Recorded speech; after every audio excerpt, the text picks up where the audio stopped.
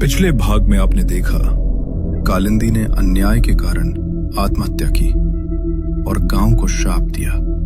सावित्री ने गांव को उस श्राप से बचाया, कालिंदी को सम्मान दिलाया और उसका मंदिर बनवाया। दिल्ली लौटते वक्त सावित्री की मुलाकात बस में स्वयं कालिंदी से होती है। कालिंदी उसे चेतावनी देती है कि कोई उसकी शक्तियों को बांध रहा है और गांव पर फिर से अंधेरा छाने वाला है। गांव में खोपड़ियां मिलती हैं। एक पुजारी का कत्ल हो जाता है। अचानक मंदिर में कालिंदी की मूर्ति टूट जाती है और एक भयानक हंसी गूंजती है।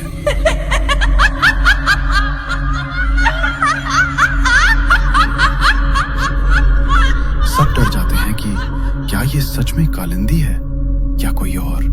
जंगल में वही अग्नि यज्ञ शुरू होता है। रात का तीसरा पहर। गांव के बीचों बीच बना कालिंदी का मंदिर अब नया और भव्य है। नई मूर्ति स्थापित की जा चुकी है। मंदिर में जलते दियों की लौ अचानक नीली पड़ने लगती है। कालिंदी की पत्थर की मूर्ति के गाल पर एक दरार पड़ती है। मूर्ति की आंख के कोने से गाढ़ा लाल खून की एक बूंद धीरे धीरे नीचे गिरती है। क्या कभी ऐसा हो सकता है कि जिस रक्षक को गांव ने भगवान बनाया, वही रक्षक एक दिन उनका काल बन जाए? क्या भक्ति और आतंक के बीच की लकीर मिटने वाली है? सावित्री दिल्ली से वापस गांव लौट आई है। वो बस स्टैंड से पैदल ही मंदिर की ओर जा रही है। गांव का माहौल उसे बदला बदला सा लग रहा है। लोग उसे देखकर मुस्कुरा तो रहे हैं, पर उनकी आंखों में एक अनजाना डर है।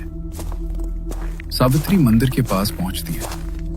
नई मूर्ति को देखकर वो सोचती है, मूर्ति तो बहुत सुंदर बनी है, पर बस में कालिंदी ने मुझसे जो कहा था, वो चेहरा, वो आवाज मुझे सोने नहीं देती।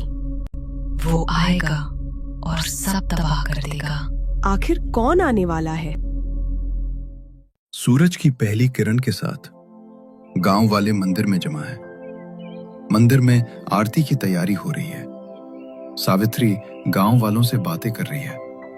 जब से कालिंदी माँ का मंदिर बना है, गांव में खुशहाली लौट आई है। हाँ, अब हमारी बहू बेटियों को किसी का डर नहीं।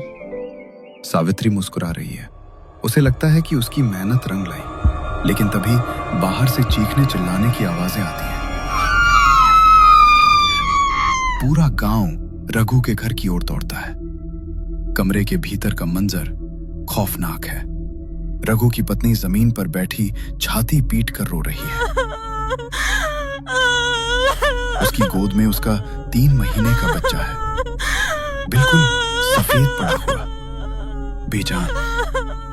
क्या हुआ रघु? कल शाम तो बच्चा बिल्कुल ठीक था।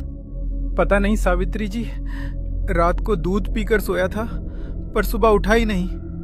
डॉक्टर कह रहे हैं कि इसके शरीर में खून की एक बूंद भी नहीं बची, जैसे किसी ने सारा खून सोख लिया हो।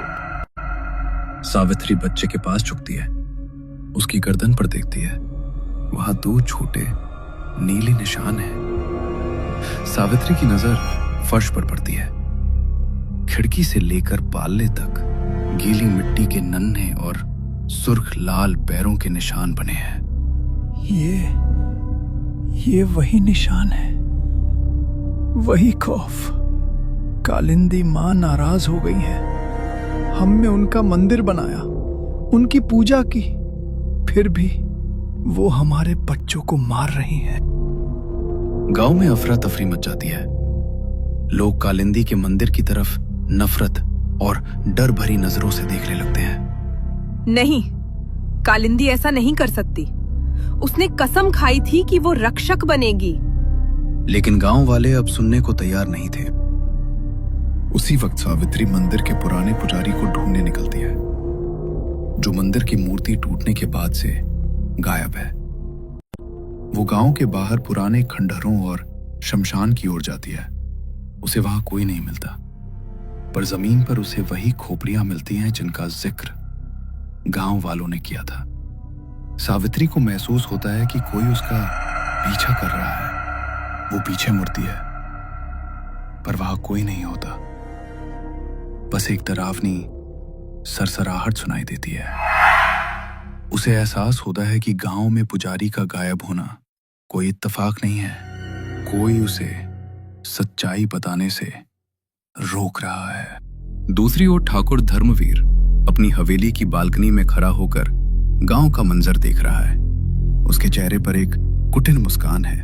वह अपने हाथ में पकड़ी एक पुरानी चांदी की डिब्बी को सहलाता है। उस डिब्बी के भीतर से किसी के सिसकने की आवाज आ रही है। सावित्री अपनी खिड़की से दूर जंगल की तरफ देखती है, जहां एक पहाड़ी पर आग की लपटें उठ रही हैं। वहां कोई मंत्र पढ़ रहा है, एक ऐसी आवाज जो बरसों पुरानी है। ये कालिंदी नहीं है, कोई और है जो कालिंदी के नाम पर मौत का खेल खेल रहा है। तभी मंदिर की तरफ से एक जोर का धमाका होता है। मंदिर का विशाल घंटा बिना किसी के छुए बजने लगता है। गांव वाले मंदिर की तरफ भागते हैं और देखते हैं कि कालिंदी की मूर्ति की आंखों से काला गाढ़ा तरल बह रहा है। आसमान में बिजली कड़कती है। सावित्री को मंदिर की छत पर एक साया दिखाई देता है। क्या ये कालिंदी का दुख है या गांव के विनाश का संकेत? कौन हो तुम? क्यों कर रहे हो ये सब? तभी एक भयानक हंसी पूरे गांव में गूंजती है और वो साया गायब हो जाता है। गांव के लोग मशालें और कुल्हाड़ियां लेकर मंदिर के बाहर जमा है। हटाओ इस मूर्ति को। हमें नहीं चाहिए ऐसी देवी जो हमारे ही बच्चों का खून पी जाए। सावित्री ने हमें धोखा दिया। उसने एक डायन को मंदिर में बिठा दिया। सावित्री भीड़ के सामने खड़ी होती है। उसकी आंखों में आंसू है, पर आवाज में दृढ़ता है। रुक जाइए। आप लोग जो देख रहे हैं वो सच नहीं है। कालिंदी ने कसम खाई थी, वो रक्षक है। ये आंसू गवाही दे रहे हैं कि वो दुखी है। वो हमें मार नहीं रही। भीड़ नहीं मानती। तभी एक पत्थर मंदिर की मूर्ति की तरफ फेंका जाता है। पत्थर मूर्ति को लगने ही वाला होता है कि अचानक एक तेज बर्फीली हवा चलती है और वो पत्थर हवा में ही रुककर चकनाचूर हो जाता है। सब सच रह जाते हैं। गांव के दूसरे छोर पर लक्ष्मी अपने कमरे में सो रही है। वो 7 महीने की गर्भवती है। खिड़की से ठंडी हवा अंदर आ रही है। लक्ष्मी की नींद खुलती है। वो दिया जलाती है और देखती है कि दरवाजे से उसके बिस्तर की ओर गीली मिट्टी के लाल पैरों के निशान बढ़ रहे हैं। वो चीखना चाहती है, पर उसकी आवाज गले में ही फंस जाती है। दीवार पर एक परछाई नाच रही है। वो परछाई कालिंदी जैसी दिख रही है। लक्ष्मी को लगता है कि उसका अंत आ गया है। वो अपने पेट को पकड़कर कोने में दुबक जाती है। नहीं, माँ कालिंदी, मेरे बच्चे को छोड़ दो। मुझे मार दो, पर इसे छोड़ दो। तभी एक खौफनाक घटना घटती है। लक्ष्मी की खिड़की के बाहर एक काला धुएं जैसा साया उभरता है। वो साया सीधे लक्ष्मी के पेट की ओर चपटता है। तभी दीवार पर नाच रही कालिंदी की परछाई अचानक दीवार से बाहर निकलती है। वो एक सुरक्षा कवच जैसा बना लेती है। कालिंदी की रूह उस अदृश्य साये से लड़ने लगती है। कमरे में बर्तन गिरने लगते हैं, चीजें हवा में उड़ने लगती हैं। कालिंदी की रूह उस हमलावर साये को खिड़की से बाहर धकेल देती है। जैसे ही वो साया गायब होता है, कालिंदी की परछाई लक्ष्मी के माथे पर हाथ फेरती है और गायब हो जाती है। लक्ष्मी बेसुध होकर गिर पड़ती है। धर्मवीर अपनी हवेली में अकेला है। वो अपनी चांदी की डिब्बी को मेज पर रखता है। डिब्बी के अंदर से एक छोटे बच्चे के रोने की आवाज आ रही है।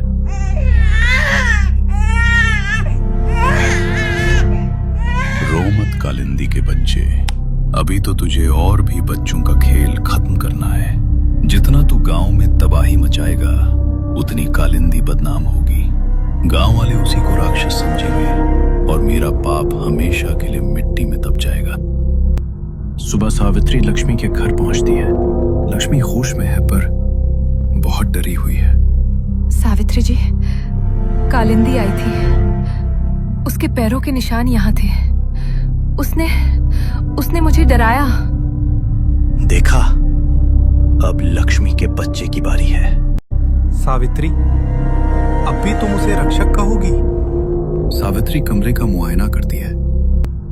उसे फर्श पर लाल पैरों के निशान मिलते हैं, लेकिन उसकी नजर खिड़की के पास गिरी एक तांत्रिक भस्म पर पड़ती है। सावित्री समझ जाती है कि कालिंदी उसे मारने नहीं बल्कि किसी दूसरी शक्ति से बचाने आई थी। तभी सावित्री की नजर पुराने पीपल के पेड़ के नीचे बैठे एक साए पर पड़ती है। वो पुराना पुजारी है। पंडित जी, आप कहाँ थे? देखिए गांव में क्या हो रहा है। सावित्री, बहुत देर हो गई। संतुलन टूट चुका है। जो तुम देख रही हो वो कालिंदी नहीं है, वो कालिंदी का बच्चा है। सावित्री चौंक जाती है। धर्मवीर ने उस बच्चे की रूह को अपनी तांत्रिक माया में कैद कर लिया है। वो उसी मासूम रूह से बच्चों की जान ले रहा है ताकि कालिंदी बदनाम हो जाए। सावित्री पुजारी को लेकर मंदिर पहुंचती है। मंदिर में गांव वालों की भीड़ है। रुक जाइए, अनर्थ मत कीजिए। पुजारी जी मिल गए हैं।